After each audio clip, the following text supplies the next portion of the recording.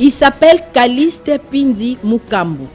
C'est quinquagénaire à la fois modeste, discret, discipliné, réservé, rigoureux, serviable, humaniste et expéditif pour bon nombre et parfois compliqué pour certains, qui fait de l'échec son seul unique ennemi de la vie socio-professionnelle, du travail son monde, c'est-à-dire là où il habite avec comme règle de vie, après Dieu, c'est le travail.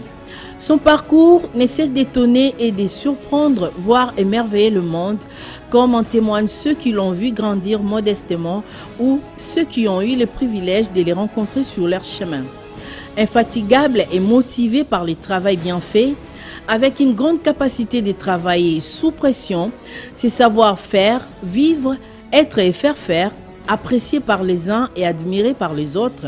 façonne sans cesse son être, tout en rendant petit à petit mythique son personnage. Grâce à tous ses mérites, Caliste Pindi Mukambu s'est vu être côtoyé et a évolué aux côtés des hommes politiques, des sciences et de la sécurité nationale de grande renommée dans la police nationale congolaise comme secrétaire personnel du commissaire divisionnaire général adjoint de renseignements généraux et services spéciaux DRGSS dans le gouvernement national, comme secrétaire du cabinet du ministre de l'enseignement supérieur et universitaire et comme conseiller au cabinet du ministre des Affaires coutumières.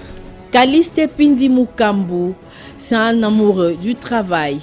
Il a finalement embrassé la carrière professionnelle à l'Office de gestion du fret multimodal, OGFREM en sigle, qui est un conseil des chargeurs congolais.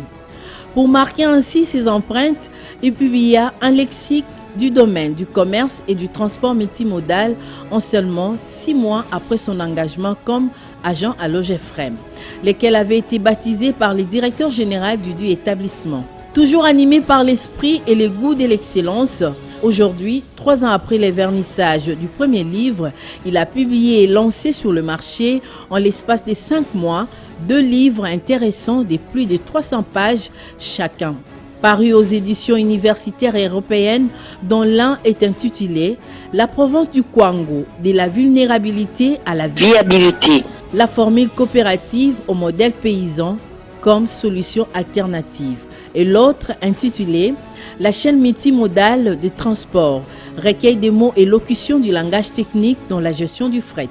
Quoi dire de cet homme, parfois charismatique aux apparences providentielles, sinon les féliciter, vanter ses mérites et aussi lancer un vibrant appel au public de pouvoir consommer sans modération ses œuvres scientifiques afin d'encourager l'auteur à en faire davantage.